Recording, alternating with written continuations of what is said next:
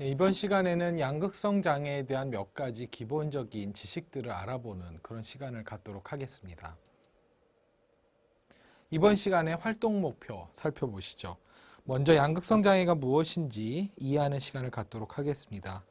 양극성 장애의 증상과 유형에 대해서 알아보고 양극성 장애와 관련해서 현재 나의 상태는 어떠한지를 알아볼 수 있는 시간 갖도록 하겠습니다. 자, 다음은 양극성 장애에 대한 먼저 명칭에 대한 설명이 되겠습니다. 여기 보시듯이 양극성 장애는 일반인들에게 조울증이라는 이름으로 더 잘 알려져 있습니다. 에너지가 넘치는 상태인 조증, 그리고 에너지가 감소된 형태인 우울증이 번갈아 나타내는 그런 장애가 되겠습니다. 조증과 우울증이 교대로 나타나기 때문에 그만큼 두 가지 상반된 상황이 한 개인에게서 나타나는 문제로 인해서 이 병을 앓고 계신 분들은 더 많은 고통을 겪게 됩니다. 자, 여기는 양극성 장애를 경험하시는 분들이 흔하게 자기 삶에서 겪게 되는 어떤 기분의 변동을 의미하고 있습니다. 자, 그래서 여기 Y축에 보이는 높은 부분은 기분이 상승하는 시기, 그리고 이렇게 Y축에서 아래 마이너스 부분은 기분이 다운되는 시기를 얘기하죠. 흔히 그래서 이 시기를 조증 혹은 경조증, 그리고 이렇게 다운되는 시기를 우울증 시기라고 부릅니다. 자, 그러면 구체적으로 각 시기의 특징들을 알아보도록 하겠습니다. 먼저 조증 시기는 평소보다 에너지가 충만해지는 상태입니다. 이 시기에는 자신감이 넘치고 에너지, 과잉 의욕이 나타나기 때문에 많은 금전적인 손실 혹은 무절제한 소비나 충동구매 또 성행위 등을 절제하지 못하는 문제들이 나타납니다. 반대로 우울 시기가 오면 의욕이 사라지고 즐거움을 느끼지 못합니다. 기운이 없어지고 피로하기 때문에 잠을 이루지 못하고 대체로 식욕 감소나 체중 감소 같은 것들이 나타나는 시기입니다. 자, 경조증은 조증하고 매우 유사한 시기입니다. 하지만 그 강도 혹은 지속 기간이 약합니다. 그래서 일상생활에 분명한 어려움이 있지만 그것이 본인에게 있어서 잘 감지되기 어려운 그런 시기가 되겠습니다. 자, 조증 시기의 특징에 대해서 좀 더 자세히 살펴보겠습니다. 이 시기의 특징은 무엇보다도 자신감이 넘치고 자기의 가치 혹은 자기가 무엇을 할 수 있는지에 대한 평가가 평상시에 비해서 매우 팽창되고 상승되는 그런 시기입니다. 그러다 보니까 많은 환자분들은 이 시기에 자신감이 넘쳤던 기억 때문에 또 이 시기에 대해서 좋은 기억을 가지고 계시기도 하죠. 하지만 현실적으로 봤을 때 이 시기는 집중해서 한 가지를 생각하기 어려운 시기입니다. 그래서 사고의 비약이 심하고요. 사고가 한 가지가 완성되지 않은 상태에서도 계속 다른 사고가 연달아 일어나기 때문에 실제로는 이 시기에 어떤 만들어진 글이나 많은 창작물들을 주변 사람들이 이해하기는 어렵습니다. 수면에 대한 욕구가 감소돼서 거의 몇 시간 자지 않아도 피곤하지 않다라는 느낌들을 받게 되고요. 말이 많아지고 말을 계속 해야 될 것 같은 압박을 느끼게 되는데 이 모습들을 주변 사람들이 상당히 부담스럽게 느끼기도 하죠. 자, 또한 이 시기의 가장 문제 중에 하나라고 볼 수 있는 건 고통스러운 결과, 당시에는 느끼지 못하지만 이 시기가 지나갔을 때 그 시기를 돌아보면 가장 많이 후회하게 되는 그런 행동들을 하는 시기입니다. 주로 쾌락적인 행동으로 앞에 말씀드렸듯이 과잉 소비나 성행위 혹은 매우 위험한 모험이 따르는 행동들을 하는 게 특징이 되겠습니다. 이 시기엔 또한 정신적 초조감이 느껴지기 때문에 주변에서 뭔가 이 사람이 안정돼 있지 못하다는 느낌을 주게 되고요. 이 시기 어느 시기보다도 목표지향적 활동이 증가합니다. 새로운 사업을 벌리시거나 새로운 프로젝트 또 때로는 정치적 활동을 하시는 등 매우 특정 목표를 달성하기 위해 매우 높은 에너지를 이용한 활동들이 시작되는 그런 시기가 되겠습니다. 아마도 충분히 이런 시기에 대한 경험들을 가지고 계실 것 같습니다. 자, 다음은 우울증 시기의 특징이죠. 대부분 조증 시기와는 정반대로 매일 지속되는 우울감이 상당히 장기간에 걸쳐서 지속됩니다. 자, 이 시기에 일부 환자분들은 매우 큰 지체를 겪게 됩니다. 즉 전반적인 동작이 굼떠지고 모든 것들이 느리게 진행되는 그런 모습이 나타나고요. 하지만 또 일부 환자분들의 경우에는 오히려 더 초조함, 동요가 심해지는 모습이 나타나기도 합니다. 일상활동에 대한 흥미나 즐거움이 뚜렷하게 저하되고요.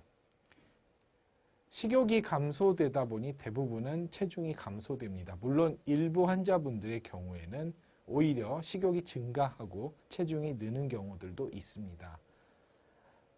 수면에 있어서도 두드러진 문제가 나타나죠. 그래서 거의 매일 나타나는 불면증을 경험할 수 있고요. 또 일부 환자들의 경우에는 과다수면이 나타나기도 합니다. 이 시기에 상당히 위험한 것 중에 하나는 자살이죠. 죽음에 대한 생각이 자주 들게 되고요.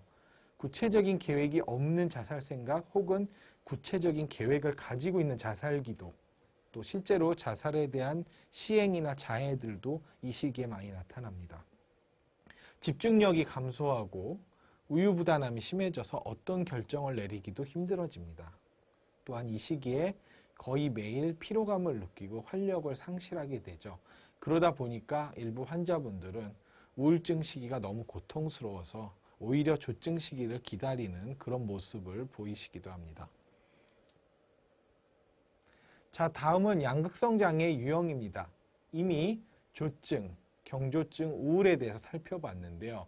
실제 양극성 장애를 진단할 때는 이러한 기분 사파들이 어떤 조합으로 나타나는지에 따라서 양극성 장애를 1형 혹은 2형 혹은 순환성 장애 등으로 부르게 됩니다. 자, 먼저 1형 양극성 장애에 대해서 살펴보겠습니다. 1형 양극성 장애는 비정상적으로 기분이 고양되는 앞에 살펴보았던 조증 사파가 한 번 이상 나타나는 경우입니다. 조증 사파가 한 번 이상 나타나게 될 경우 제1형 양극성 장애로 진단을 하게 됩니다. 반대로 조증 사파가 나타난 적은 없고요. 하지만 그거보다 기간이 짧거나 정도가 조금 약한 경조증 사파가 나타나면서 또한 주요 우울장애, 우울증이 같이 나타나는 경우엔 제2형 양극성 장애로 진단을 하게 됩니다. 일반적으로 1형 양극성 장애에 비해서 우울증이 나타나는 비율이 상당히 높습니다. 마지막으로 순환감정 장애가 있습니다. 순환감정 장애는 기분 사파 수준의, 즉 우울 사파에 해당되는 것보다는 조금 경미한 우울증, 그리고 조증보다는 조금 정도가 낮은 경조증이 번갈아, 그러니까 경미한 우울증과 경미한 조증 증상이 번갈아 나타나는 게 2년 이상 지속되는 경우입니다. 여기서 조금 주의할 점은 경미하다 혹은 경이라는 표현이 들어가기 때문에 마치 별 문제가 아닌 것처럼 느껴질 수도 있지만 실제로는 매우 심각한 병입니다. 자, 이 병은 조증 사파, 경조증 사파 혹은 주요 우울 사파를 한 번도 경험한 적이 없다는 점에서 제1형이나 2형 장애와는 구분이 되는 측면이 있습니다. 자, 이번 시간에는 이렇게 양극성 장애는 무엇이고 어떻게 진단되는지에 대해서 간단히 살펴봤습니다. 다음 시간에 다시 뵙겠습니다. 네, 이번 시간은 양극성 장애 이해하기 두 번째 시간이 되겠습니다. 지난 시간에 주로 증상과 진단에 대해서 알아봤고요. 이번 시간에 활동 목표 보시겠습니다. 먼저 이번 시간에는 양극성 장애와 관련된 치료들에 대해서 살펴보겠습니다. 또한 양극성 장애가 나타났을 때 동반되는 대인관계 패턴과 이 대인관계 문제 그리고 치료에서의 도움을 줄 수 있는 지지적 네트워크가 무엇인지를 알아보겠습니다. 또한 양극성 장애 증상에 동반되는 의사결정상의 문제가 무엇인지 그리고 합리적인 의사결정이란 어떻게 하는 것인지에 대해서 알아보겠습니다. 자, 양극성 장애의 치료는 이미 많은 분들이 체험해 보셨을 것 같습니다. 양극성 장애 치료로 아마 많은 분들이 약물 치료를 먼저 체험해 보셨을 것 같습니다. 하지만 양극성 장애의 치료를 위해서는 약물 치료뿐 아니라 심리 치료를 병행하는 것이 필요합니다. 왜냐하면 약물 치료는 기분 안정과 증상을 감소시키는데 매우 효과적인 치료이지만 삶의 질을 개선하거나 실제 증상과 동반된 생활상의 어려움 또는 대인관계 어려움 등을 해결할 수 있는 방법은 심리치료밖에 없기 때문입니다. 그래서 가장 좋은 치료는 약물치료와 심리치료가 병행되는 이런 두 가지의 병행치료가 되겠습니다. 자, 그러면 먼저 약물 치료에 대해서 살펴보겠습니다. 약물 치료는 보통 조증 기분을 정상적인 기분으로 낮추어서 안정시켜주는 기분 안정제가 가장 널리 쓰이고 있습니다. 하지만 상당히 많은 시기에 또한 우울증이 나타나기 때문에 이 우울증 문제를 도움을 주기 위한 항우울제들도 쓰이고 있고요. 실제로 항경련제, 경련장애에 쓰이던 많은 약들이 또한 기분을 안정시키는 효과가 있기 때문에 이것이 널리 쓰이고 있고요. 또 일부 환자들에게는 비정형 항정신병 약물이라는 약물들이 처방되기도 합니다. 자, 이와 함께 널리 쓰이고 있는 심리치료로서는 인지행동치료가 있습니다. 바로 환자분들이 가지고 있는 어떤 잘못되고 왜곡된 부정적 사고 패턴, 이러한 사고들이 어떤 부정적인 감정이나 또한 정서 조절에 어려움을 유발하는 특징을 가지고 있습니다. 그렇기 때문에 이런 잘못된 인식을 바꾸는데 도움을 줄 수 있는 치료가 바로 인지행동치료가 되겠습니다. 자, 심리교육은 약물치료와 심리치료의 중간적인 형태를 띠고 있습니다. 즉, 양극성 장애 증상을 치료하기 위해서 매우 중요한 것은 약물치료입니다. 하지만 실제로 약물에 대한 정확한 이해, 그리고 또한 이런 약물치료를 어떻게 해야 되고 또한 약물치료에 도움을 줄 수 있는 생활습관은 무엇인지를 제대로 알지 못하면 약물치료의 효과가 극대화될 수 없습니다. 그래서 양극성 장애 증상뿐만 아니라 기존의 치료에 대한 안내, 그리고 약물치료가 왜 중요한지, 그리고 약물치료의 효과를 극대화하기 위한 건강한 습관들은 어떻게 우리가 바꿔낼 수 있는지를 배우게 되고요. 또한 양극성 장애는 치료보다는 초기 예방이 매우 중요한 병입니다. 따라서 양극성 장애가 재발되기 전에 재발을 미리 예측할 수 있는 신호들이 무엇이고 그때 어떤 대처를 할 수 있는지 등을 알아볼 수 있는 교육을 받게 됩니다. 이런 정보를 획득한다면 특히 조증사파가 다시 나타나는 걸 미리 예방할 수 있기 때문에 심리교육은 환자분들에게 매우 중요한 역할을 합니다. 자, 또한 양극성 장애 심리치료에서 중요한 것 중 하나가 가족 중심 치료입니다. 실제로 많은 환자분들은 가족 간의 의사소통, 또한 가족 간의 삶에서 매우 많은 어려움을 겪고 계실 겁니다. 그리고 약물치료 등을 통해서 기분이 안정되어 가정에 돌아간 이후에도 가족과의 갈등으로 인한 스트레스, 그로 인해 계속 재발이 되는 문제들이 나타납니다. 따라서 가족 중심 치료는 환자의 가족관계에 초점을 맞춰서 가족 간의 의사소통을 개선하고 환자에 대한 이해를 높이고 가족들이 보다 환자를 지지해 줄 수 있는 환경을 만들기 위한 목적으로 진행하는 치료가 되겠습니다. 그래서 감정을 표현하는 방법, 또한 가족 간의 상호작용 의사소통을 어떻게 하는지, 또 가족들이 현재 겪고 있는 부담감은 무엇인지를 제대로 평가하고 이런 문제가 발생할 때마다 어떻게 대처할지를 논의하는 방법들을 알려줌으로써 가족이 서로 조금 더 심리적 부담감을 덜고 환자에게 지지적인 환경을 만들어줄 수 있는 그러한 방법들을 알려주는 게 가족 중심 치료의 핵심 목적이 되겠습니다. 자, 다음은 최근에 주목받고 있는 심리치료 방법인 대인관계 및 사회적 주기치료입니다. 이것은 양극성 장애의 병리적 특징에 초점을 맞춘 새로운 치료법입니다.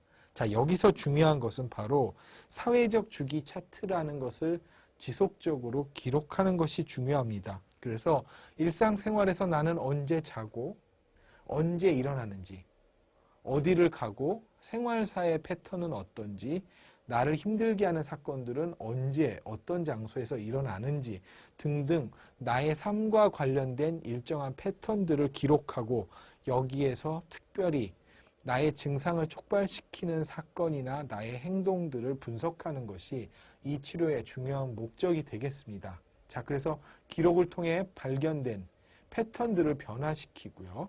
또한 대인관계나 수면 같은 생활을 안정화시키는 게 과연 나의 병을 경감시키고 또한 재발을 악화시키는데 어떤 기능을 하는지를 점점 배워나가고 그 체험을 통해서 스스로 자기 증상을 관리할 수 있게 하는 게 바로 대인관계 및 사회적 주기치료입니다. 여러분이 앞으로 참가하시게 될 이 기록지에서의 자가치료도 이런 대인관계 및 사회적 주기치료의 중요한 기법들을 많이 담고 있게 될 것입니다. 자, 양극성 장애가 발생되면 인간관계에서 여러 가지 문제가 나타납니다. 자, 일단 우울사파가 나타났을 때 생기는 문제는 고립입니다. 내 기분이 우울하고 아무런 의욕이 생기지 않는 상태죠. 그리고 인간관계에 대한 부정적인 생각이 강해집니다. 그래서 주변 사람들로부터 거리를 두려고 하고 스스로를 고립시키는 문제가 생기는데 이로 인해서 오히려 삶의 즐거움을 찾을 수 있는 기회가 점점 더 박탈되는 그런 악순환이 나타납니다. 자, 조증사파 때도 대인관계에서는 심각한 문제들이 생깁니다. 자, 조증사파가 경험될 때는 절제를 하지 않게 되죠. 지나치게 술을 마시거나 혹은 너무나 돈을 충동적으로 무계획적으로 쓰는 모습들이 나타납니다. 자, 이런 모습들이 인간관계에서 상당히 악영향을 미치게 되겠죠. 또한 평상시라면 그냥 넘어갔을 말에 과민 반응을 보이면서 갑자기 공격적인 반응을 보이는 경우들이 흔하게 나타납니다. 자, 이런 것들이 평상시에 친하게 지내던 또 내가 어려웠을 때 나를 도와줄 수 있을 친구들과의 거리를 벌리게 하는 특징이 되는 거죠. 그래서 이런 대인관계에 부정적인 영향이 초래되기 때문에 대인관계를 관리할 수 있는 기술을 습득하고 이에 대해서 대인관계를 악화시키는 자신의 행동이 무엇인지를 미리 알고 대비하는 것이 매우 중요해지는 것이죠. 조증 상태가 지속되면 결국은 주변 사람들과의 신뢰가 깨집니다. 매우 충동적이고 많은 행동들을 벌리지만 결과적으로 그걸 추스리지 못하는 행동들이 반복되다 보니 사람들과의 관계에서 어떤 불신이 싹트고 믿을 수 없는 사람이다라는 평가를 받게 되죠. 결국은 지속적인 관계를 맺어 나가기가 매우 어렵습니다. 또한 이런 문제들을 극복하기 위해서 많은 돈을 쓰거나 여러 군데에서 피상적인 인간관계를 지속하는 일들이 생기는데 자, 이런 결과들은 결국은 진실한 관계가 늘어나는 것이 아니라 피상적이고 내 삶에 도움이 되지 않는 아주 일시적인 인간관계들만 확장될 가능성이 높아지기 때문에 자, 이런 형태, 조증 상태의 대인관계 패턴을 정확하게 인지하고 나에게 정말 도움이 될 수 있는 인간관계를 유지하는 것이 매우 중요한 것이죠. 양극성 장애에서 또 하나 주의해야 될 것은 건강한 성생활의 부분입니다. 상당히 많은 경우에 조증사파 시기에 성적인 욕구가 늘어납니다. 그러면서 평상시라면 하지 않았을 상대들과의 성관계가 늘어나게 되고요. 또 무분별한 성관계, 또 성적 탐닉이 일어날 수 있습니다. 자, 문제는 과연 이것이 내가 원해서 하는 행위인지 혹은 조증사파에서 나타나는 증상 때문에 발생되는 충동 조절의 문제인지를 깊이 생각해 볼 필요가 있다는 겁니다. 실제로 많은 환자들은 이 시기에 벌어졌던 성관계 때문에 원치 않는 임신을 한다거나 법적인 문제에 시달리는 등의 상당히 문제가 나타날 수 있습니다. 따라서 건강한 성생활을 미리 대비하고 자기 자신의 어떤 의도와 행위를 통제하는 것이 매우 중요한 게 되는 것이죠. 자, 우울 상태에서 대인관계에서는 사람들과의 만남을 꺼리는 것이 문제고요. 만나더라도 만남에 집중을 잘 하지 못하는 문제가 계속됩니다. 결국은 외로움을 불러일으키게 되고 외로움이 지속되는 것이 다시 우울을 초래하게 됩니다. 결국은 이것이 자꾸 본인을 고립시키는 악순환에 이르게 되기 때문에 이러한 증상이 나타났을 때 사람들에게서 멀어지기보다는 오히려 부정적인 생각이 들면서도 불구하고 주변 사람들의 도움을 받기 위해 오히려 더 노력을 해야 되는 것이죠. 여기서 주변 사람들이 중요한 이유는 바로 이들이 나의 사회적 지지원이 되기 때문입니다. 자, 그렇다면 사회적 지지가 무엇인지를 한번 살펴봐야 할 텐데요. 자, 사회적 지지란 친구, 가족, 전문가 등 내가 도움을 필요로 할 때 나를 도와줄 의지가 있는 모든 사람들로부터 전반적인 도움을 받는 것을 의미합니다. 나를 도와줄 수 있는 사람들이 얼마나 많은가, 또 그들이 해줄 수 있는 도움이 얼마나 지속적이고 얼마나 질적으로 우수한지가 내가 이 병을 이겨내는데 아주 중요한 역할을 하는 것이죠. 그래서 증상에서 회복될 뿐만 아니라 나의 치료 계획을 실행하고 유지시키는데 아주 중요한 역할을 하게 됩니다. 자, 그렇기 때문에 지지적 네트워크라는 것이 반드시 필요한데요. 자, 나를 도와줄 충분한 의사가 있는 주변 사람들이 있다라고 했을 때 이것은 나의 치료 진행에 있어서 큰 도움이 됩니다. 자, 주변의 지지적 네트워크는 나의 치료 동기를 높여줄 수 있습니다. 그래서 내가 설령 약을 복용하거나 혹은 심리치료에 정기적으로 참여하는 것에 대해서 어떤 부정적인 생각 혹은 그것에 집중하지 못하는 어떤 문제가 발생할지라도 나를 신경 써주는 주변 사람들이 많다면 그들이 나에게 제때 약을 먹고 제때 치료에 참가할 것을 권유하고 때로는 그것에 대해서 조금 강제할 수 있는 그런 기능을 해주는 것이죠. 따라서 정말 중요한 것은 양극성 장애의 치료를 위해서는 어느 시기 동안의 집중적인 치료보다는 꾸준한 치료, 설령 내가 조금 나아졌다라고 느끼더라도 꾸준히 계속적으로 재발을 방지하기 위해 병원 혹은 클리닉을 방문하고 치료를 하시는 게 매우 중요합니다. 하지만 대부분의 경우 그렇게 꾸준하게 치료를 받고 약을 복용하고 상담을 받는 것이 쉬운 일이 아니죠. 따라서 나의 사회적 지지망을 적절하게 구축해서 설령 내가 치료를 받는 것을 등한시하더라도 나에게 지속적으로 치료를 받도록 무언가 조금 더 권유해주고 나 대신에 이런 부분에 대해서 많은 부분들을 조언해 줄 수 있는 사람들을 찾아내는 것이 매우 중요한 것입니다. 자, 그리고 오늘 마지막으로 살펴볼 내용은 양극성 장애에서 흔히 발생되는 의사결정상의 문제입니다. 자, 의사결정은 내가 무엇을 하고 무엇을 하지 말아야 될지를 결정하는 아주 중요한 인간의 고등 사고 기능입니다. 자, 그런데 양극성 장애가 발생되면 이러한 사고 기능에서 중요한 결함들이 발생합니다. 자, 먼저 우울사파의 경우에는 무기력감 때문에 무언가 결정을 하는 것을 계속 피하게 됩니다.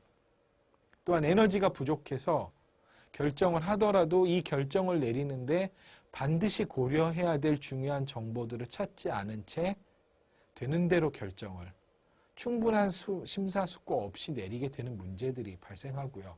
그렇기 때문에 결정을 하지 않기 때문에 생기는 문제들, 또한 충분한 고려 없이 결정을 내리는 것들로 인해서 많은 2차적인 피해가 발생되죠. 조증사파 때는 조금 더 다른 의사결정상의 문제가 발생합니다. 이 시기는 자신감이 충만한 시기죠. 그러다 보니까 무엇인가 안 될 수 있다라는 생각이 매우 부족해집니다. 그래서 충동적인 의사결정, 그리고 과도하게 낙관적인 의사결정으로 인해서 무언가 합리적인 결정을 하지 못하고 이를 그르칠 수 있는 위험도가 높아지는 시기입니다. 자, 그래서 앞으로 여러분들이 하셔야 될 작업 중에 하나는 본인의 의사결정 유형이 무엇인지를 확인하시는 겁니다. 일반적으로 의사결정 유형은 3가지가 있다고 알려져 있습니다. 첫 번째가 합리적 유형입니다. 합리적 유형은 다양한 정보들을 열심히 수집해서 심사숙고한 뒤에 그 중에 가장 적합한 좋은 결과가 나올 것 같은 것들을 결정해서 추진하는 그런 의사결정 유형입니다. 자, 반면에 직관적 유형은 자기의 감에 따르는 결정입니다. 충동적이고요. 어떤 결과를 충분히 예상하기보다는 순간의 감에서 좋아 보이는 잘 될 것 같은 것들의 예감에 따라서 무언가를 결정하는 그런 유형이 되겠습니다.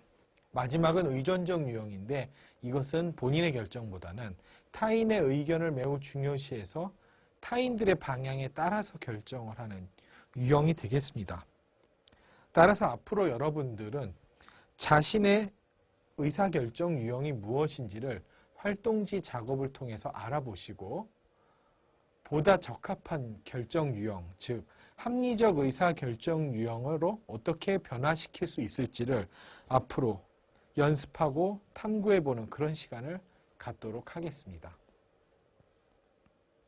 자, 그래서 이번 시간에는 양극성 장애, 특히 그 중에서도 치료와 자기 관리에서 꼭 중요한 내용들이 무엇인지를 살펴보았습니다. 자, 이 작업들을 통해서 여러분들이 앞으로 활동지를 통해 무엇을 하셔야 되는지 아셨을 겁니다. 자, 이 필요성들을 잘 숙지하시고 앞으로 활동지들을 적극적으로 활용해 주시기 바랍니다. 감사합니다. 네, 이번 시간에는 약물 치료에 대해서 살펴보도록 하겠습니다. 이번 시간의 활동 목표가 되겠습니다. 양극성 장애 약물 치료에 대해서 알아보고 약물 복용을 위한 목표를 세우겠습니다.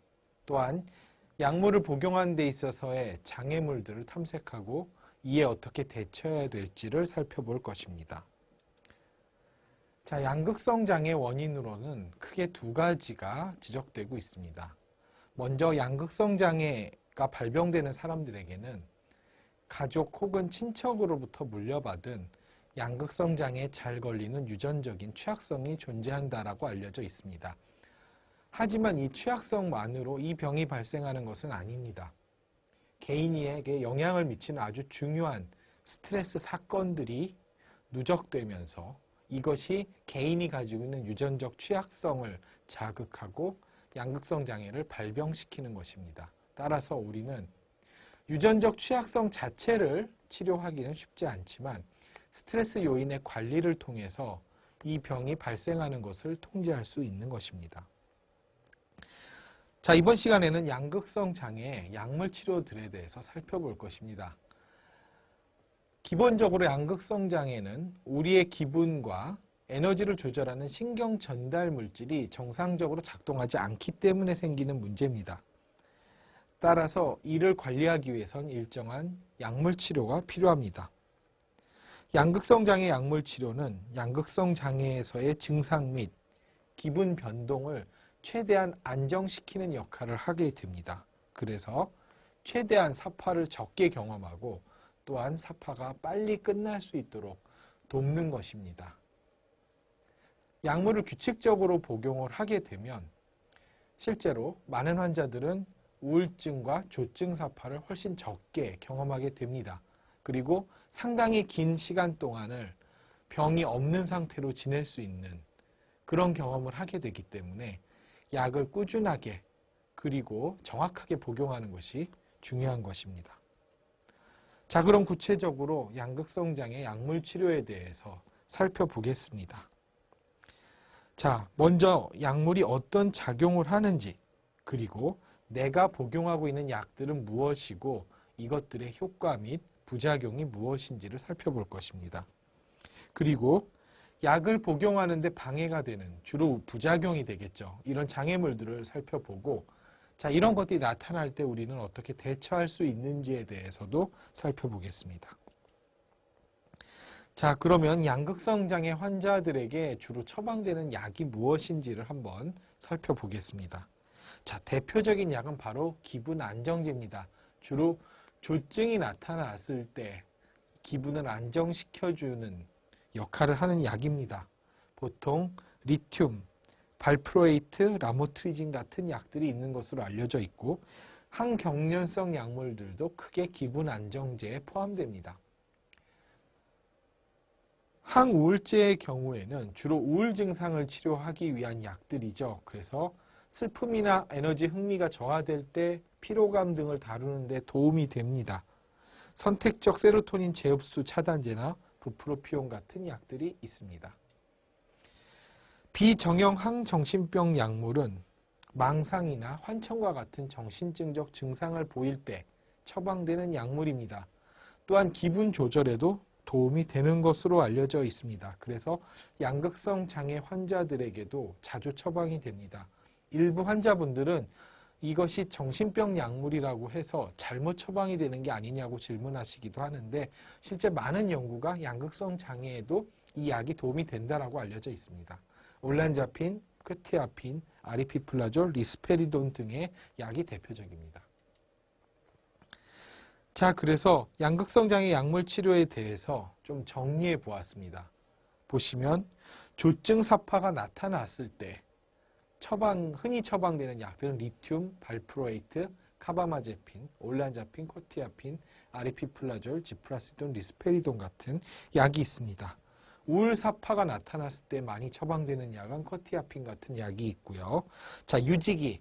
현재 심각한 기분 사파는 나타나지 않지만 재발을 막기 위해서 일정량의 약을 꾸준히 처방하는 이 유지기 치료로서는 리튬이나 라모트리진, 올란자핀, 퀘티아핀, 아리피플라졸 같은 약들이 처방됩니다. 하지만 구체적인 약의 처방은 담당의의 경험과 어떤 과학적인 근거에 따라서 처방이 진행되게 되겠습니다. 자, 구체적으로 양극성 장애 약물 치료에 대해서 살펴봤는데요. 자, 이 약들은 증상을 감소시키는데 매우 필수적인 것들입니다. 하지만 그럼에도 불구하고 약이기 때문에 필연적으로 부작용이 나타날 수 있습니다.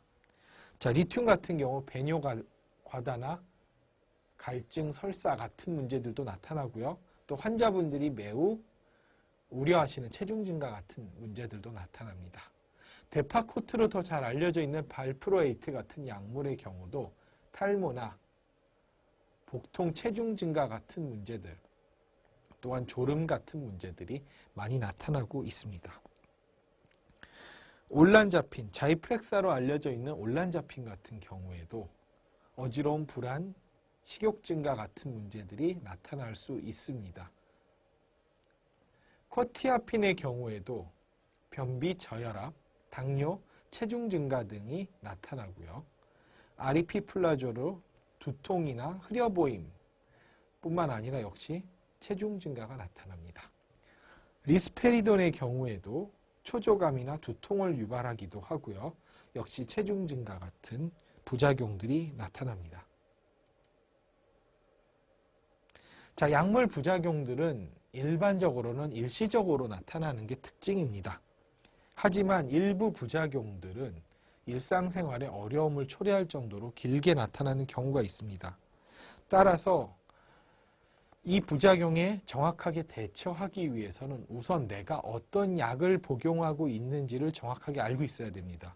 그리고 이 약을 복용하고 있을 때 생길 수 있는 문제들이 무엇인지를 정확하게 파악하고 만약에 그것과 관련되는 문제가 나타났을 때는 적극적으로 담당의와 상의를 통해서 혹시 이 약 외에 대체할 수 있는 약이 없는지를 상의하는 것도 매우 중요한 것입니다. 그래서 여러분들은 앞으로 저희 활동지 활동을 통해서 내가 복용하고 있는 약들은 무엇이고 어느 정도를 복용하고 있는지에 대해서 모두 기록을 하시게 될 것입니다.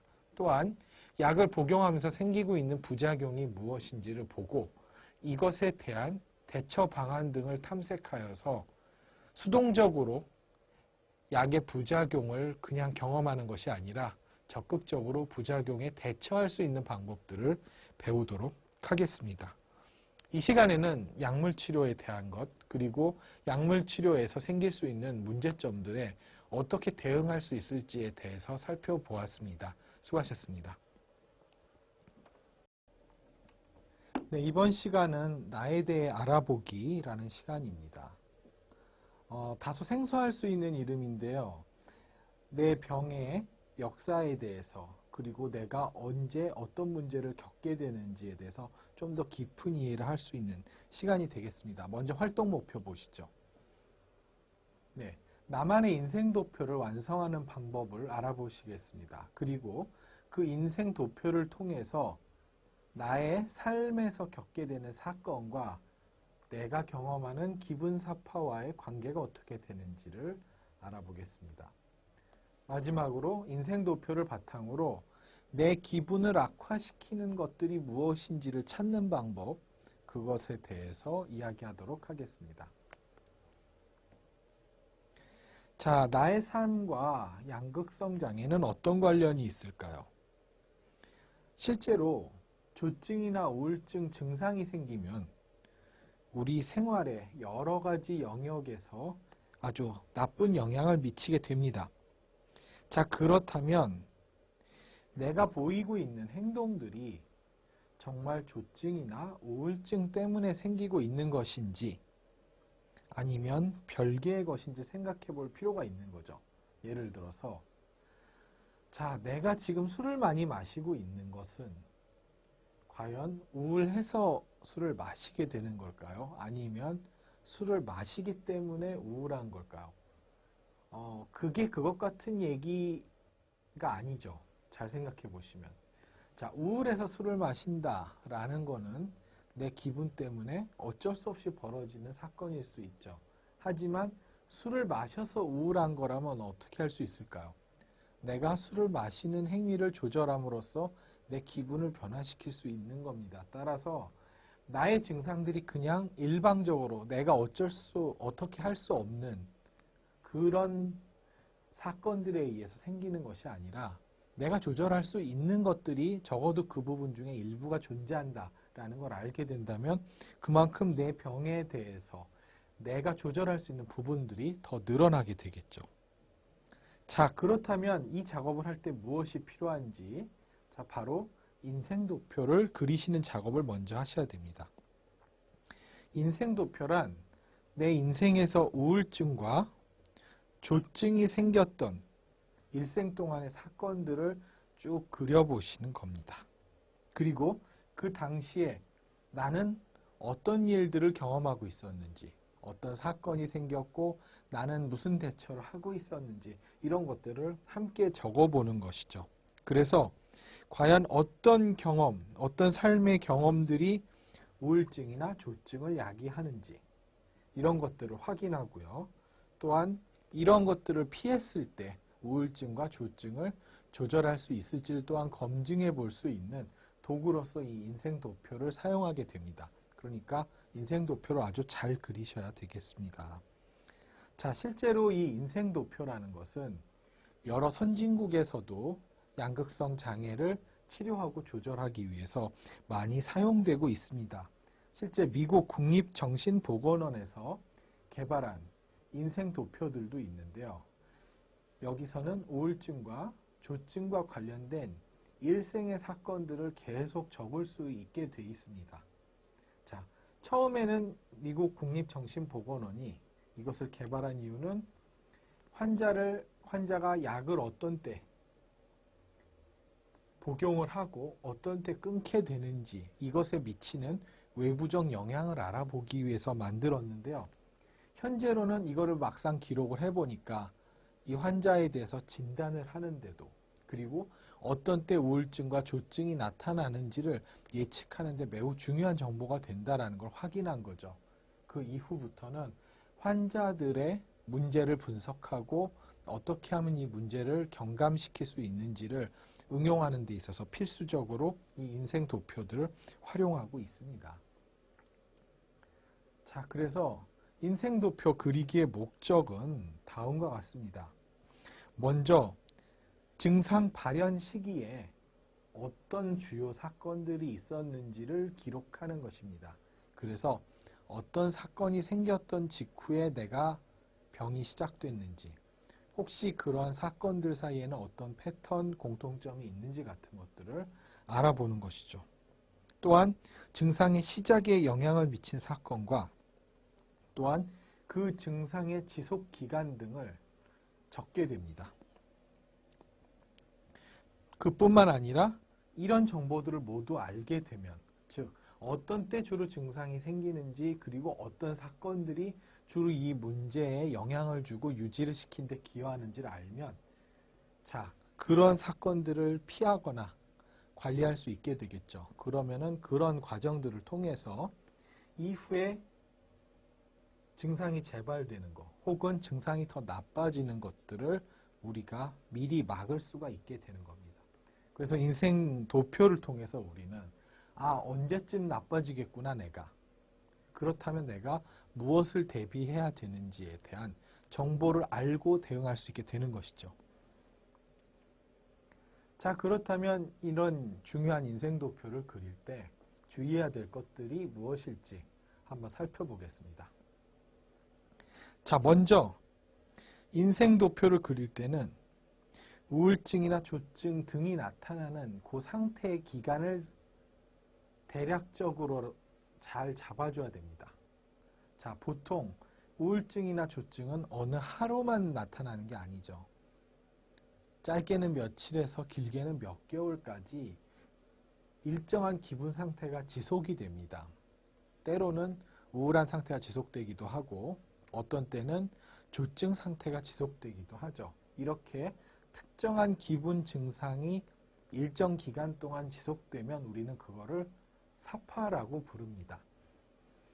일상에서 많이 쓰는 얘기는 아니죠. 사실 사파라는 게. 하지만 이 병을 이해하는 데에서는 사파라는 이름이 아주 빈번하게 쓰이기 때문에 이번 기회에 이런 사파라는 용어에 좀 익숙해지시면 좋을 것 같습니다.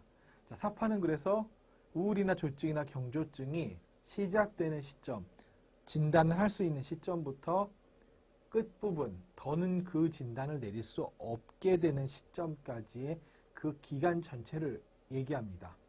그래서 사파라는 게 존재하기 위해서는 자, 사파가 시작되기 전에는 그런 증상들이 진단을 할 만큼 유의미하게 없어야 되고요.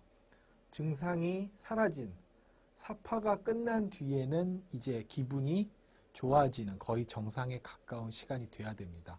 그러니까 내가 어떤 기분 증상으로 상당히 고통스러웠던 일정 시기 동안을 사파, 에피소드라고 부르는 거죠. 사파는 기간에도 나오듯이 몇 주에서 몇 달까지 지속될 수 있습니다. 자, 사파는 다양한 사파를 경험할 수 있습니다. 우울한 모습을 보일 수도 있고요. 조증이나 경조증을 보일 수도 있습니다. 그리고 때때로 두 사파 사이에는 휴식기 같이 기분이 비교적 정상적인, 안정적인 기분을 보이는 시간이 나타날 수도 있습니다. 또한 사파는 어떤 큰 스트레스 사건이나 생활에 변화가 나타난 직후에 생기기도 하고요. 경우에 따라서는 왜 생겼는지 이유를 찾기 어려운 그런 시점에 발생을 하기도 합니다.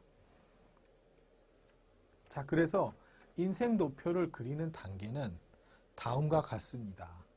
자, 단계를 잘 숙지하시고 내 인생에 언제 우울이나 경조증, 조증 같은 것들이 나타났는지를 한번 직접 그려보셔야 되겠습니다. 자, 이런 작업을 물론 과거에 벌어졌던 일들이기 때문에 정확하게 기억하고 그리시는데 어려움이 있을 수도 있습니다. 하지만 이것을 잘 살펴보고 그림으로써 이후에 벌어질 수 있는 여러 가지 문제들을 미리 대비하고 막을 수 있는 아주 중요한 자료가 되기 때문에 한번 충분한 시간을 내셔서 내가 언제 기분에 사파가 생겼었는지 그리고 언제 괜찮은 시기가 있었는지를 한번 쭉 그려보시기 바랍니다. 자, 그럼 한번 잘 그려보시고요. 다음 시간에 뵙도록 하겠습니다. 네, 6번째 시간입니다. 지난 시간에 인생에서 여러분들에게 중요한 사건들, 특히 기분 증상이 나타났던 사파들을 그려보셨습니다. 자, 이제는 이것을 바탕으로 나의 병에 중요한 단서가 될 수 있는 촉발 요인과 악화 요인을 탐색하는 시간을 갖도록 하겠습니다. 먼저 활동 목표 보시겠습니다. 일반적으로 다수의 환자들이 경험하는 우울 및 조증 사파의 촉발 요인과 위험 신호에 대해서 먼저 알아보고요. 자, 나의 촉발 요인과 위험 신호는 무엇인지에 대해서 알아보도록 하겠습니다. 자, 우울증과 조증 사파가 언제 시작되는지 이 변화는 매우 미묘합니다. 그래서 시작되는 시점을 알아차리는 건 상당히 어렵습니다. 그러다 보니까 대부분의 사람들은 이미 증상이 상당히 심각해져서 진단이 가능한 시점이 된 이후에야 기분 사파가 이제 점점 진행되고 있구나라는 걸 알게 되는 거죠. 문제는 이미 많이들 겪어보셨겠지만 기분 사파가 상당히 진행된, 악화된 상태에서는 자기 자신을 통제하기가 매우 어렵습니다. 따라서 그것보다 훨씬 더 빨리 아주 초기에 대응을 하는 것이 중요합니다. 자, 유명한 철학자 에라스무스는 그런 얘기를 한 적이 있습니다. 예방은 치료보다 낫다. 즉, 너무 나빠지기 전에 미리 대처하는 것이 가장 현명한 선택이라는 겁니다. 그러기 위해서는 내가 나빠지고 있다, 기분사파가 오고 있다라는 것을 최대한 빨리 알아차릴 수가 있어야 할 겁니다. 자, 그러면 일반적으로 환자분들은 어떤 때 우울증이나 조증사파가 촉발되는지를 먼저 살펴보겠습니다. 자, 그림에서도 표현되듯이 스트레스가 높아지는 건 아주 중요한 촉발 요인이 됩니다. 학교나 직장에서의 문제 또는 경제적인 어려움이 발생되는 것, 인간관계에서 사랑하는 사람과 혹은 친밀한 관계에서 문제가 생기는 것들 아주 중요한 촉발 요인이 되겠고요. 심지어는 계절이 변화되는 것 자체도 아주 중요한 촉발 요인이 됩니다. 때로는 잠을 제대로 자지 못하는 것 혹은 잠을 자는 패턴이 불안정해지는 것도 아주 중요한 촉발 요인이 됩니다. 자, 그렇다면 우울증이 오기 시작한다는 걸 어떻게 알 수 있을까요? 자, 우울증이 오기 시작하면 사람들하고 어울리기를 꺼리기 시작하죠. 그리고 주변 사람들을 점점 돌보지 않게 되고 수면 시간이 증가되는 그런 것들을 알 수 있습니다. 평소보다 달리 이런 모습이 나타나기 시작하면 우울사파가 오는 것이 아닌가라는 걸 경계해야 되는 거죠. 자, 그렇다면 조증사파가 오기 시작한다는 걸 알 수 있는 위험 신호는 뭐가 있을까요? 점점 뭔가 집중을 하기 어렵게 되고요. 평소보다 말하는 속도가 좀 빨라진다. 주로 이건 주변 사람들이 더 쉽게 알 수 있겠죠. 그런 모습들이 나타났을 때. 그리고 뭔가 평소보다 기운이 점점 넘치는 듯한 쉽게 피곤해지지도 않는 것 같은 이런 모습을 보이는 것도 조증이 시작될지도 모른다라는 위험 요인이 됩니다. 자, 실제 사례를 통해서 한번 살펴보겠습니다.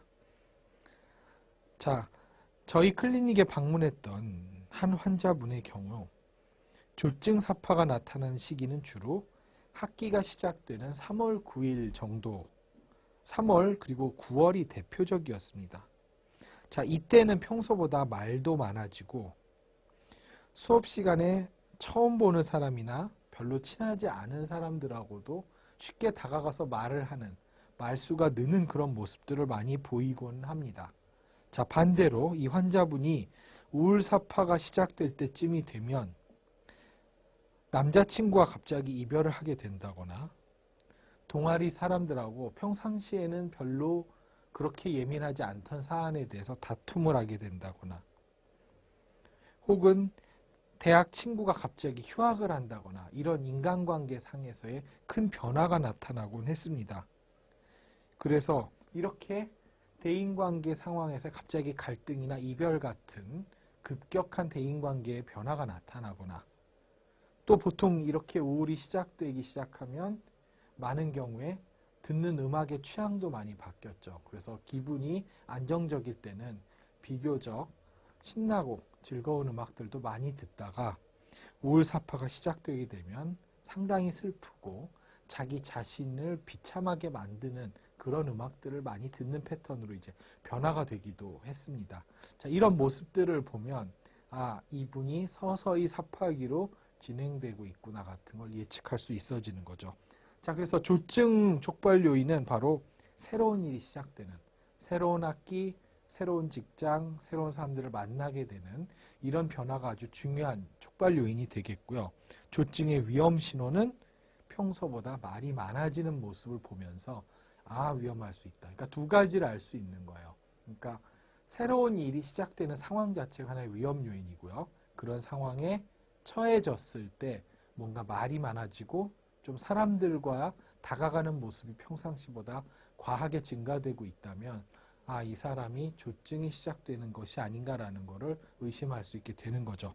자, 반대로 우울증의 촉발 요인은 주로 대인관계상의 급격한 변화, 보통은 갈등이나 이별이 하나의 요인이 될 수 있겠고요.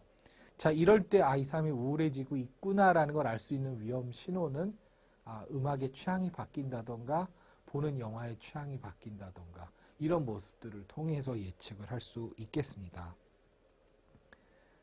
자, 앞에서 언급한 내용들은 양극성 장애 환자의 일반적인 촉발 요인과 그때 관찰할 수 있는 위험 신호에 대해서 다루고 있습니다.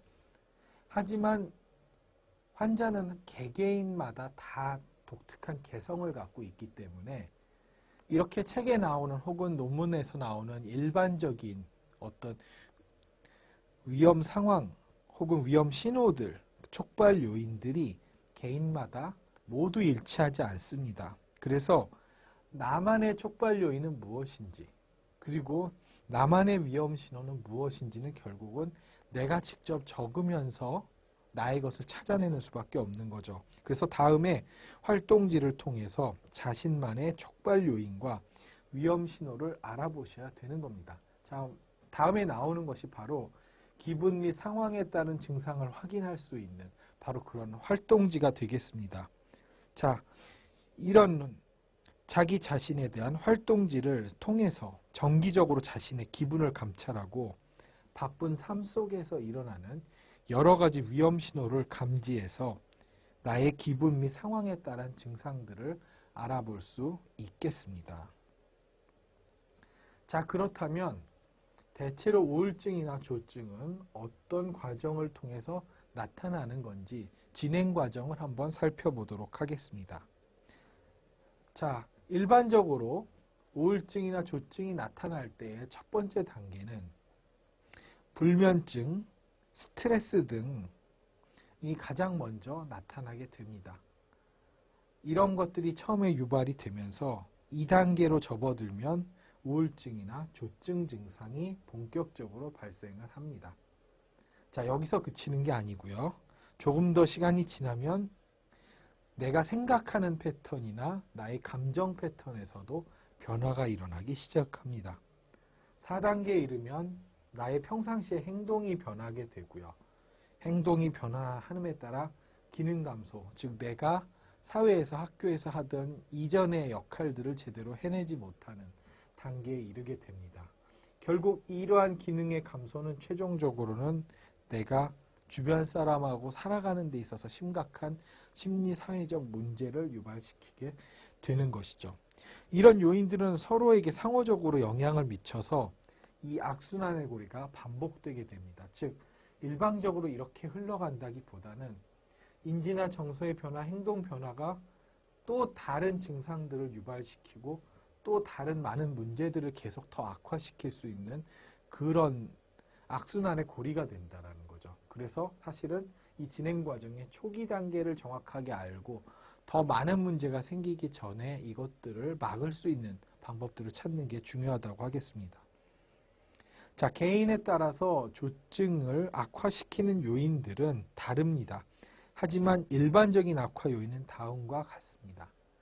자, 기분이 들뜬 상태에서는 일반적으로 고양된 기분을 아주 긍정적으로 평가합니다.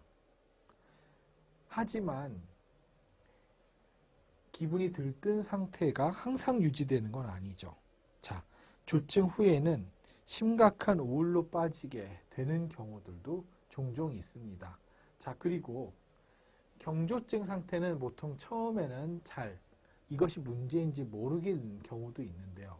경조증 상태는 보통 조증으로 진화를 하게 되고요. 경우에 따라서는 이것이 심각한 우울로 빠지는 이런 순환고리가 나타나는 경우들이 있습니다. 따라서 기분이 들뜬 상태, 이것이 좋다고 느껴진다 하더라도 이 상태를 계속 유지하는 것은 상당히 위험합니다.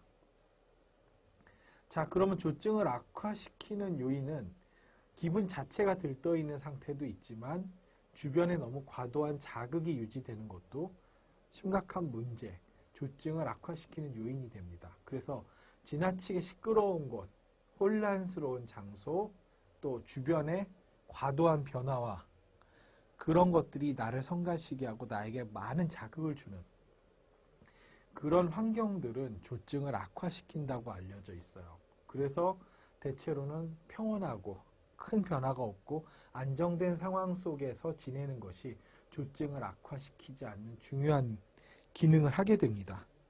또 하나는 잠을 잃는 것이라고 써놨는데, 그러니까 잠을 덜 자는 거죠. 그러니까 잠을 덜 자기 시작하는 것. 수면 부족은 그 자체가 조증의 한 가지 증상이긴 하지만 실제로 잠을 덜 잘수록 그 다음날의 조증 증상은 더 악화되는 특징이 있습니다.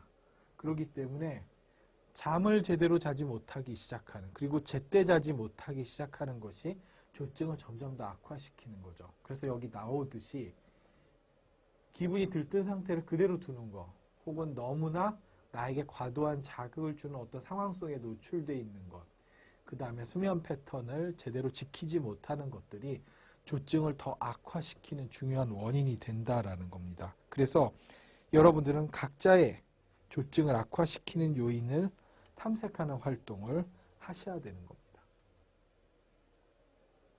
자, 그렇다면 우울을 악화시키는 요인은 어떤 것이 있을까요?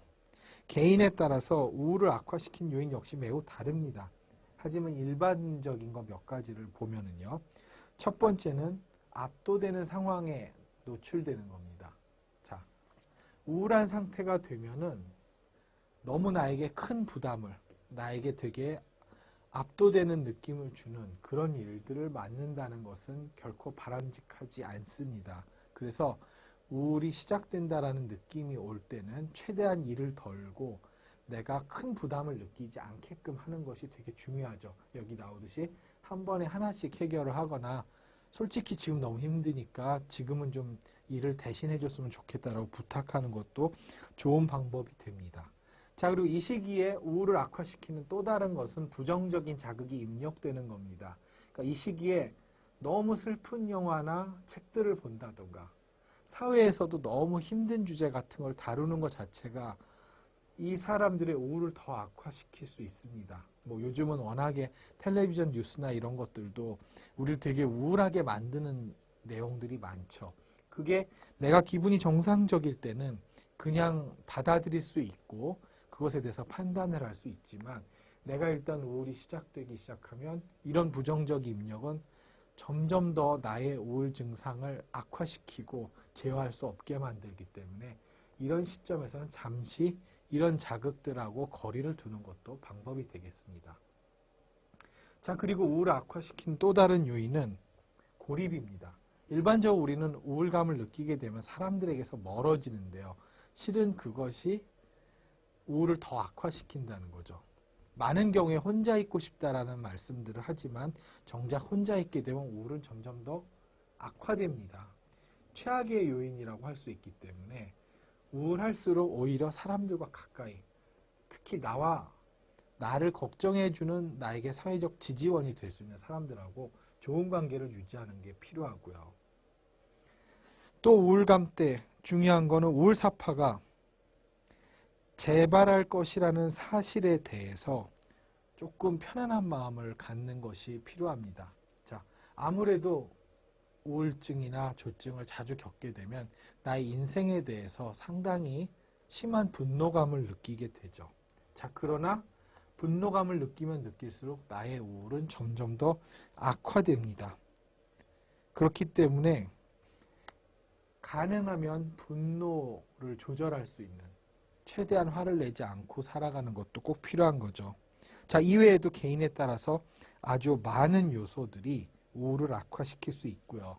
아마 여러분들이 활동지를 적으면서 나는 주로 어떤 사건들에 의해서, 어떤 자극들에 의해서 유난히 더 우울해지는지 혹은 더 기분이 고양되는지를 발견하실 수 있을 겁니다. 이런 것들을 통해서 향후의 나의 삶에 나의 증상을 악화시킬 수 있는 요인들을 조기에 발견하고 그것에서 거리를 떼어놓을 수 있는 방법들을 찾으실 수 있기를 바라면서 오늘 마치겠습니다. 자, 이번 시간은 스트레스 관리하기에 대해서 살펴보겠습니다. 활동 목표 보시죠. 먼저 스트레스에 대한 구체적 의미를 살펴보고요. 스트레스의 원인은 무엇인지 또 어떤 반응이 나타나는지 알아보겠습니다. 마지막으로 스트레스를 대처할 수 있는 방안에 대해서 탐색해 보겠습니다. 자, 심리학에서는요, 스트레스는 욕구나 동기를 충분히 만족시킬 수 없는 좌절 상황에서 두 가지 이상의 대립된 가치를 선택해야 되는 갈등 상황에서 혹은 마지막으로 자신의 내부 안에서 일어나는 갈등을 해결할 수 없는 상태에서 오는 긴장과 불안 상황으로부터 발생된다라고 했습니다. 자, 결국 뭔가 충분히 만족할 수 없는 상태, 선택의 상태, 혹은 갈등의 상태가 바로 스트레스라는 것이죠. 자, 이러한 스트레스는요, 물론 적당한 수준일 때는 우리를 더 열심히 행동하게 하는 그런 기능을 하기도 합니다. 즉, 너무 스트레스가 없으면 우리는 아무것도 열심히 하지 않을지도 모르죠. 하지만 이런 스트레스가 과도하면 자신의 생활에서 불안이나 분노, 우울 등이 유발되게 됩니다. 따라서 본회기에서는 불안과 우울을 야기하는 부정적 스트레스들을 살펴보고 이를 어떻게 해소하고 관리할지에 대해서 살펴보겠습니다.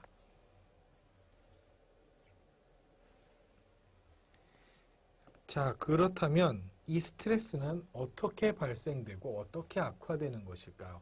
여기 그림으로 표현을 해봤습니다. 자, 살다 보면 해야 할 일이 많고 제한된 시간만 주어지는 경우들이 있습니다. 자, 너무 일이 많거나 너무나 시간이 부족할 때는 결국은 포기를 할 때가 생기겠죠. 포기를 하고 다음 기회를 기약해야 될 때가 생길 것입니다. 자, 조증사파일 때는 대부분의 경우 자기에 대한 자신감이 과도해지죠. 그러다 보니까 본인이 감당할 수 없을 정도로 심각하게 많은 일들을 벌리게 됩니다. 그러다 보면은 마무리를 대부분 못하게 되겠죠. 자, 그런가 하면 우울 때는 작은 일도 제대로 해낼 수 없는 그런 상황이 벌어지기도 합니다. 결국은 무언가 포기를 하고 제대로 이루지 못하는 경우가 생기는데요. 이런 과정이 반복되면 점점 스트레스가 가중되게 됩니다. 스트레스가 가중되고 이런 스트레스를 제대로 해소할 수 없다면 정서 증상 혹은 신체 증상으로 이게 표현이 되게 됩니다. 집중력이 떨어지고 분노가 더 높아지고 우울이나 긴장, 초조 같은 증상들이 나타나는데요. 문제는 이게 여기서 그치지 않는다는 거죠. 내가 제대로 일을 해내지 못하면서 생긴 포기와 스트레스가 나에게 일정한 정도의 정서 증상을 만들어내는데 결국은 이 정서 증상이 그 다음 해야 할 일을 또 제대로 하지 못하게 만든다는 거죠. 그러면 또 점점 많은 포기와 많은 실패가 반복되고 이것은 더 큰 스트레스로 더 심한 정서 증상을 만들어내게 된다는 거죠. 자, 결국은 이런 가운데서 어떤 사람들은 나를 충분히 도와주지 않는 외부 상황에 분노하게 되는 분들도 생길 거고요. 어떤 경우에는 이 모든 것이 다 나의 부족함 때문이다 라고 생각을 하면서 심각한 우울에 빠지게 되는 경우들도 있습니다. 결국 중요한 건 끊임없이 악화되는 이 고리에서 어느 부분을 관리해 줘야 된다는 것이겠죠. 본 회기에서는 이런 악순환의 고리를 끊는 것이 중요한 목표가 되겠습니다. 그래서 다양한 측면에서 어떻게 이 스트레스를 해소시킬 것인가를 알아보겠습니다. 자, 스트레스를 해소하는 방법을 모색하기 전에요. 먼저 우선 양극성 장애와 스트레스 관계가 어떤지 그리고 어떻게 대처해야 되는지를 좀 알아봐야 되겠습니다. 그래서 일상생활에서의 스트레스와 사파 유발에 영향을 미치는 스트레스를 좀 더 분리해서 살펴볼 필요가 있습니다. 자, 스트레스는 양극성 장애의 우울 및 조증 사파에 영향을 미치는 아주 주요한 촉발 요인이 됩니다. 자, 연구들에 따르면 생활 사건에서 생기는 스트레스들은 끊임없이 발병이나 재발의 위험 요인이 됩니다. 자, 근데 스트레스 자체가 양극성 장애 우울이나 조증을 일으키는 위험 요인이기도 한데 문제는 그렇게 해서 생긴 양극성 장애 또한 아까 그 악순환 고리에서 보셨듯이 그 증상이 또 다른 스트레스를 유발하게 된다는 것이죠. 결국은 스트레스가 많아져서 병이 생겼지만 이 병은 또 다른 스트레스를 만들고 이 다음 스트레스는 더 심각한 병의 증상을 불러오게 된다는 것입니다. 따라서 이 스트레스를 관리하는 법을 배우지 못한다면 계속적으로 증상이 악화되는 이 고리를 끊을 수가 없겠죠. 악순환의 고리를 끊는 방법 중에 하나는 약을 복용해서 이 증상 수준을 낮추는 것이 하나의 좋은 선택이 될 수 있습니다. 그래서 증상을 낮추면 그 증상으로 인해 유발되는 스트레스가 감소되는 효과를 노릴 수 있죠. 하지만 또 다른 방법으로는 심리치료를 통해 이 스트레스 자체를 낮춰주는 시도를 하는 것도 아주 좋은 선택이 되겠죠.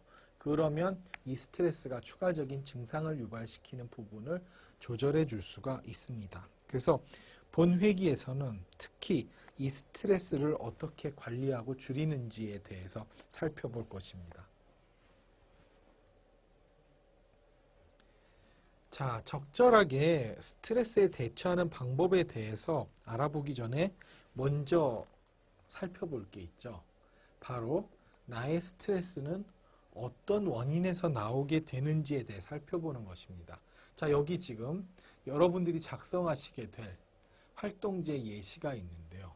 자, 며칠 전 퇴근 후 집에 가는데 막 눈물이 나올 정도로 짜증이 났다라는 거죠.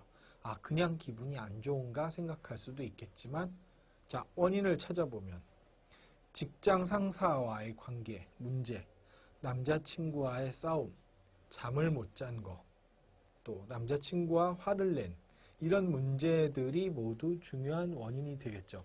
자, 그래서 단지 내가 지금 너무 힘들다라는 걸 느끼는 것뿐 아니라 무엇이 이런 스트레스 반응을 유발시키는지를 직접 적어보는 겁니다. 그래서 이게 사파에 영향을 미치는지를 직접 체크를 하면서 자, 이런 여러 가지 사건 중에 촉발 요인이 될 수 있는 것들을 찾아내는 것이죠.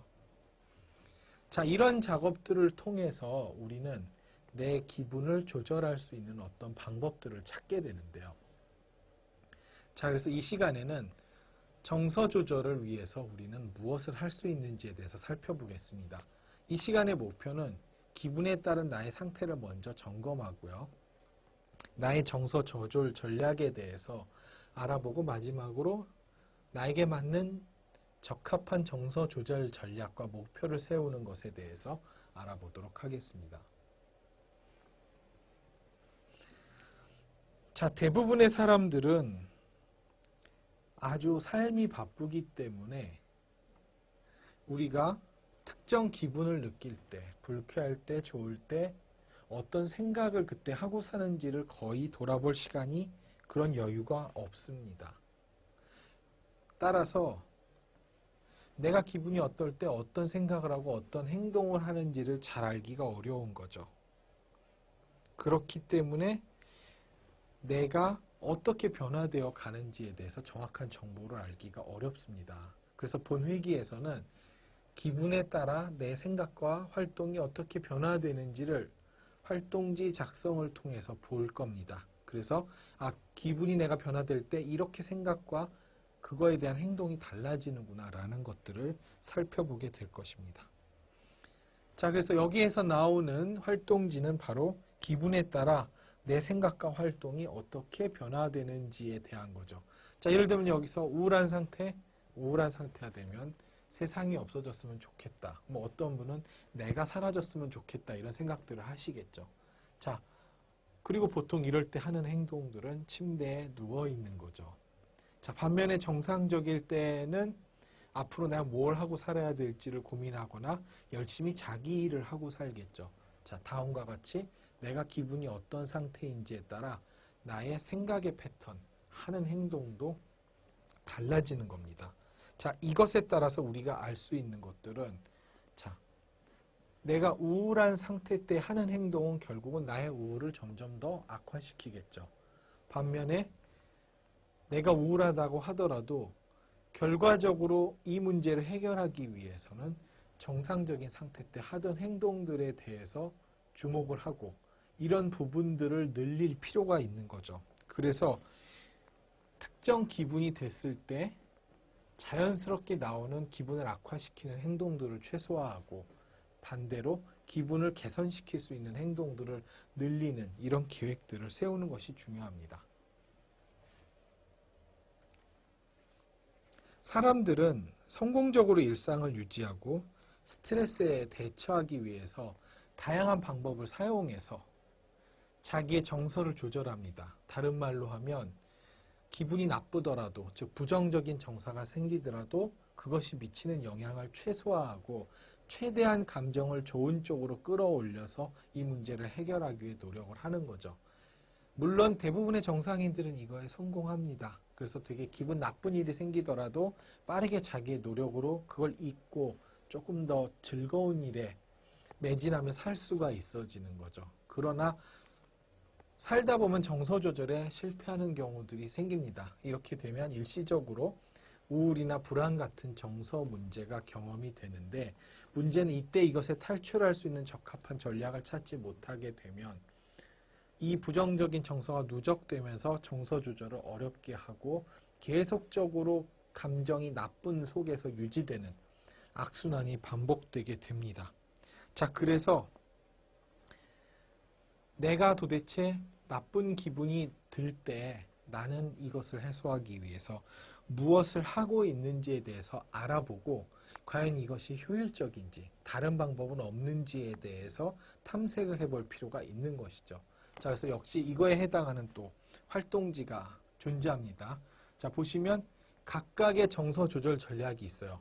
내 기분이 안 좋아질 때 나에 대해 비난을 할 건지 혹은 그 상황을 그대로 받아들일 것인지 혹은 균형감 있게 바라보거나 긍정적으로 재평가를 할 것인지 등등 내가 기분이 안 좋았을 때 이 기분을 개선하기 위해서 어떤 선택을 할 수 있는지에 대한 몇 가지 선택지들이 있습니다. 자, 이걸 기록해 보시면서 내가 감정 조절을 하기 위해서 어떤 선택들을 하고 있는지 또한 기존의 선택이 얼마나 효율적이었는지를 한번 스스로 판단해 보는 시간을 가져야 하실 겁니다. 자, 오늘은 그래서 스트레스에 대한 이야기들 그리고 정서 조절을 어떻게 할 수 있는지에 대해서 살펴보았습니다. 결국 이 내용들은 강의를 통해서 여러분들이 무언가를 배운다고 해서 해결되는 문제가 아닙니다.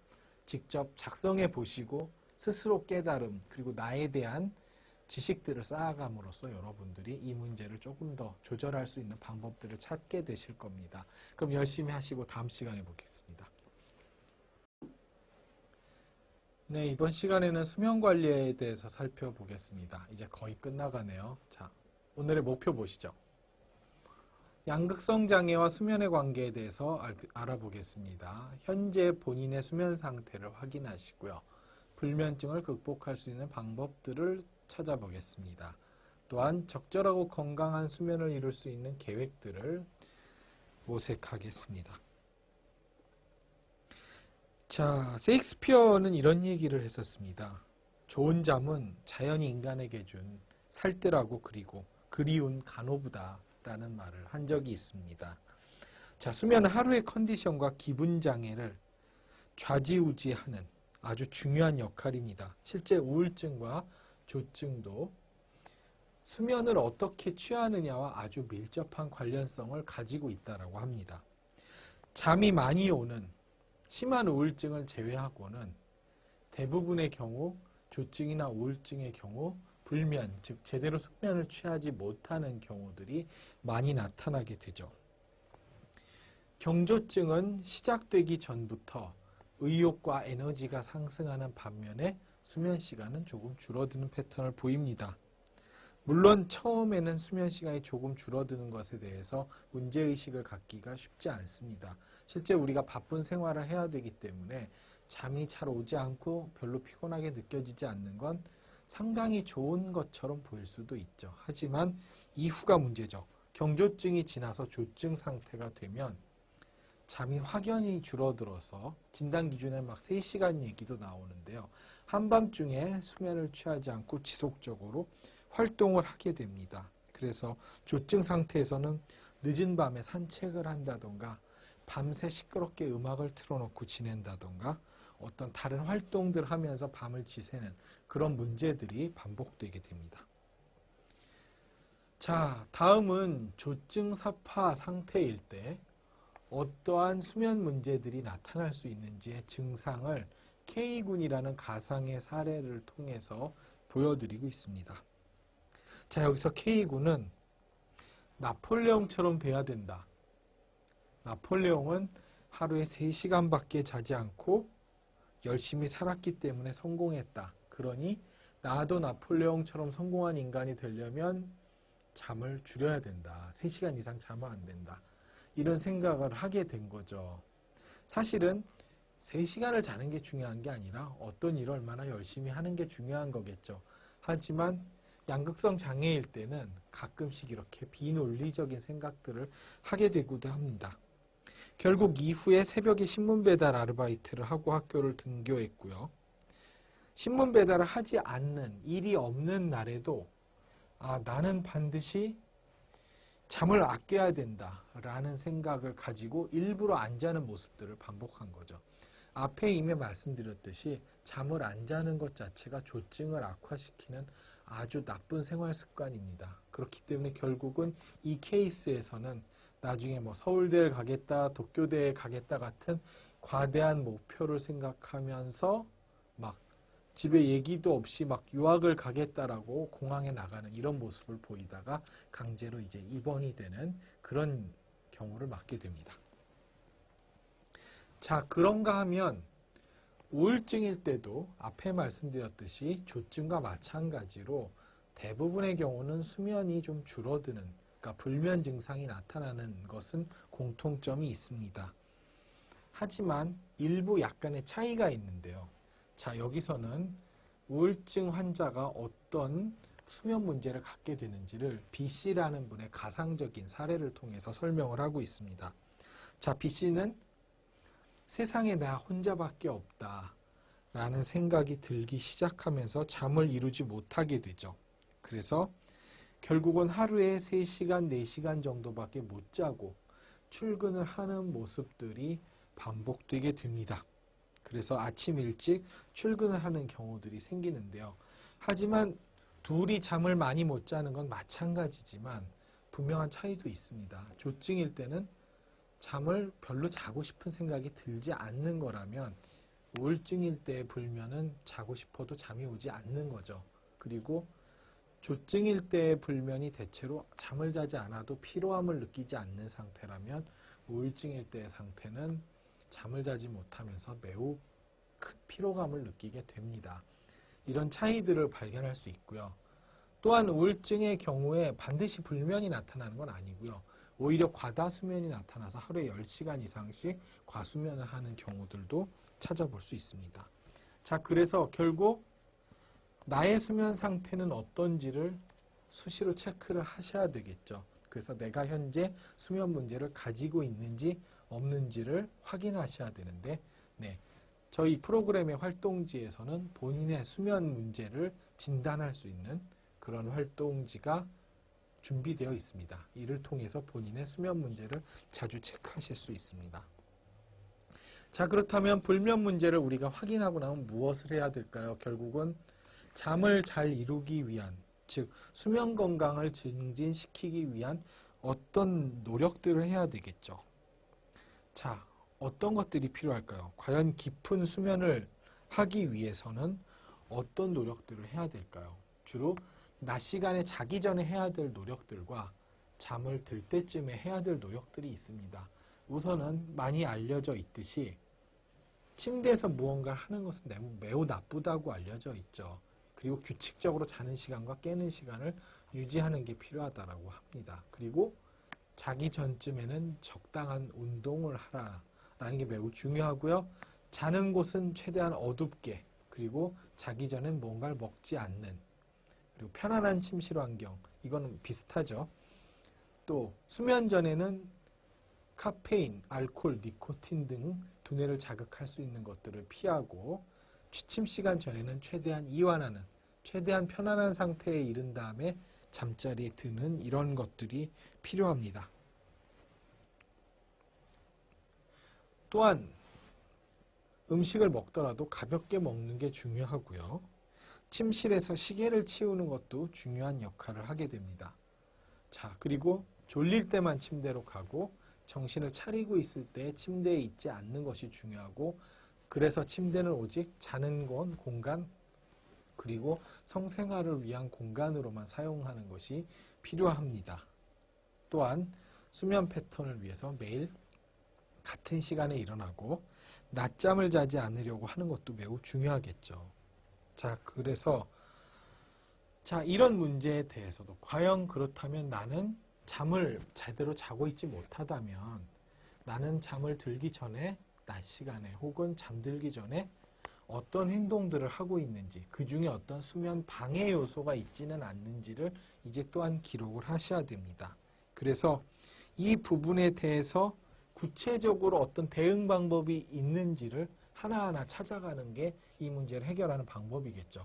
여기 기록지에 나오는 것처럼 내가 잠을 잘 못 잔다 라고 했을 때 알고 보니까 내가 밤늦은 시간에 커피를 마시고 있었다는 것을 발견할 수 있습니다. 그러면은 이 해결 방안은 결국 커피를 줄여야 되겠죠. 혹은 커피를 너무 좋아해서 안 마실 수가 없다, 이런 상태라면 최대한 커피는 잠을 방해하지 않는 오전이나 점심시간 때에만 마시고 이후에는 커피를 마시지 않는 것을 실천 방안으로 잡는 것도 아주 좋은 방법이 될 수 있겠습니다. 자, 이런 방법을 통해서 매우 간단한 것 같지만 우리의 기분을 안정화시키는데 매우 중요한 잠에 대한 것들을 관리할 수 있겠습니다. 자, 수면을 관리하시면 여러분들은 다음날 훨씬 더 안정된 기분과 개운한 신체 상태를 맞이할 수 있습니다. 따라서 이걸 가볍다고 생각하지 마시고 열심히 기록지를 작성하시면서 잠을 잘 잘 수 있는 사람이 될 수 있도록 노력해 보시기 바랍니다. 감사합니다.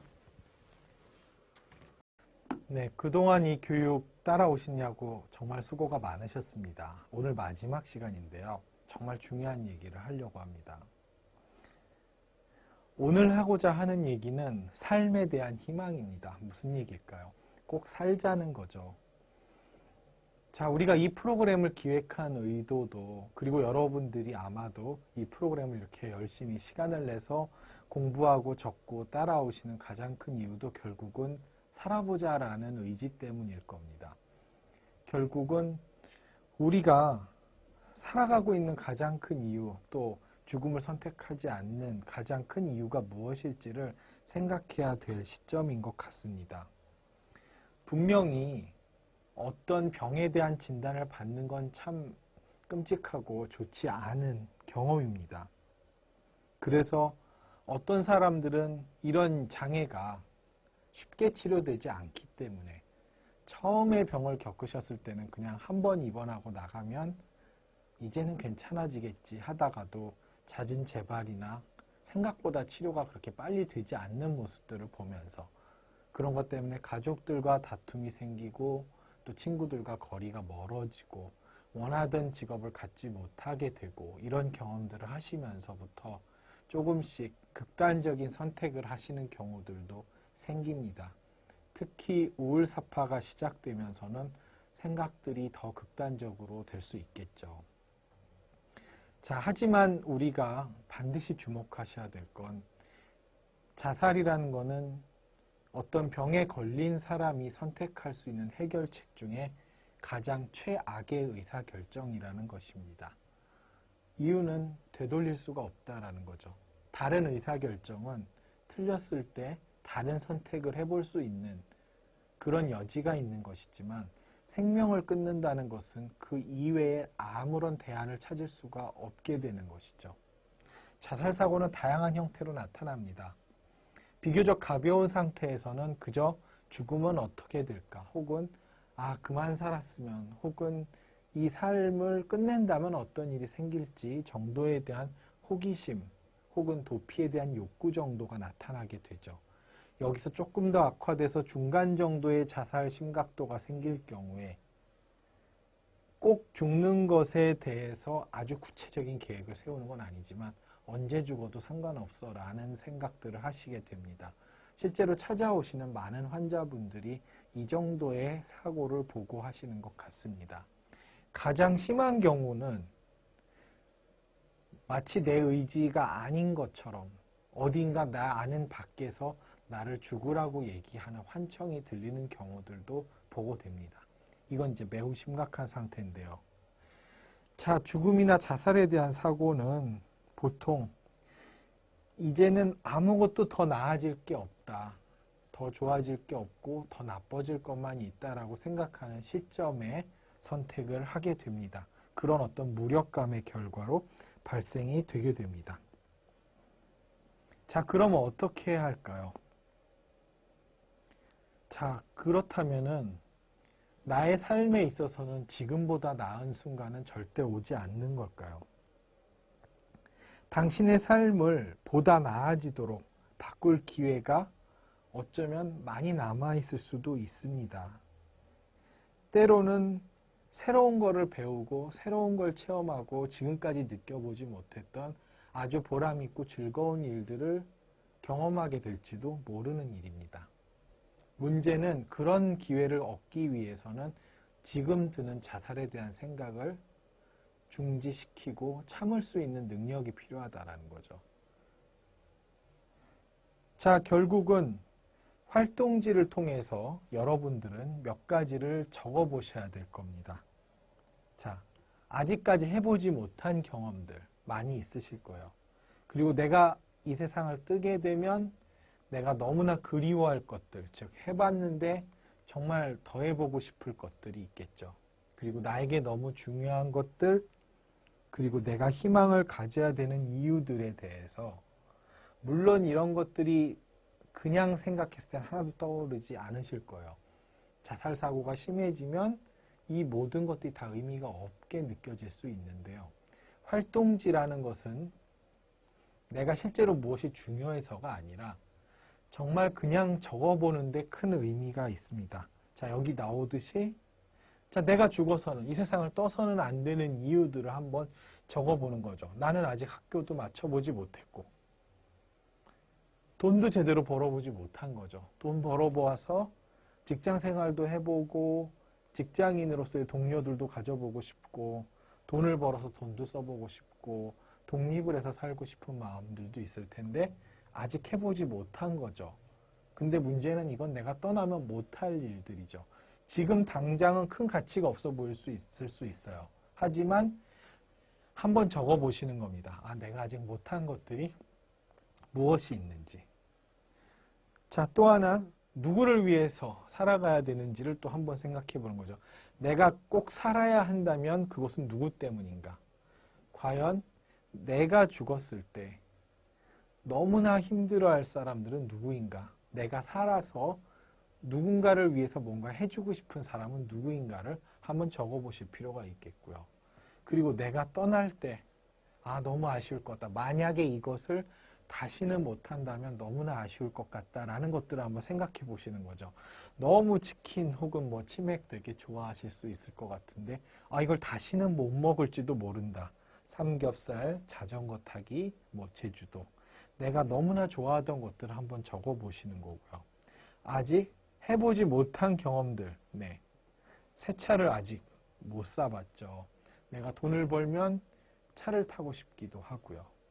뭐 해외여행도 가보고 싶고 또 정말 해보고 싶은 것들이 많으실 거예요. 이것들을 한번 적어보시는 작업들을 하시는 겁니다. 자, 이런 것들을 통해서 내 삶에 조금 더 나은 가치들을 추구할 수 있는 행동들이 여전히 존재하는지를 알아보시는 게 필요하고요. 또한 이 활동지들을 통해서 내가 혹시 더 좋아질 수 있는 여지는 없는지를 꼭 생각해 보셔야 됩니다. 무엇보다 주목하셔야 될 점이 있습니다. 아마 여기 계신 많은 분들이 이전에도 자살 사고들을 겪으셨을 텐데 한번 돌아 생각해 보시기 바랍니다. 과연 내 자살 사고라는 정도가 언제나 같았는지요. 어떤 날은 당장 죽어야 될 것 같고 살아봤자 아무 의미가 없을 것 같은 날도 있습니다. 그러나 지나고 보시면 또 살다 보니 기분이 좀 안정된 날들도 그간의 인생 경험을 쭉 적어보시면 되게 기분이 나빴던 시기도 있었지만 별 증상이 나타나지 않았던 시기도 있었고 의외로 즐거웠던 시기들도 있었던 거죠. 그러니까 너무나 강렬하게 죽음에 대한 생각이 들 때 우리가 해봐야 되는 건 먼저 서약서를 생각해 주시고요. 또한 기록지를 작성하시고 그 무엇보다도 중요한 건 하루만 더 참아보는 겁니다. 지금 이 순간이 아니라 어차피 죽을 거다라면 오늘이 아니라 내일, 내일이 아니라 모레 죽어도 상관없는 거죠. 어차피. 그렇다면 과연 내일도 모레도 같은 기분, 같은 생각일지를 한번 미뤄보는 거죠. 그러면 분명히 어제와 오늘은 상당히 많이 다른 것들을 느끼실 수 있을 겁니다. 그래서 무언가를 바로 실천하기에 앞서서 여러 가지 우리가 배우고 적어야 될 것들을 하시면서 조금씩 시간을 벌어보는 게 아주 중요한 작업이 될 거다라고 생각합니다. 결국은 여러분들이 꾸준하게 이 작업들을 해 주셔야 여러분들의 감정을 조절하고 증상들이 더 악화되는 걸 막고 또한 여러분들이 재발이 반복되는 것들을 최소화시킬 수 있습니다. 그러기 위해서는 사셔야 되고요. 그러기 위해서는 자주 실천하셔야 됩니다. 여러분들의 참여를 기대하면서 지금까지 들어주셔서 정말 감사합니다.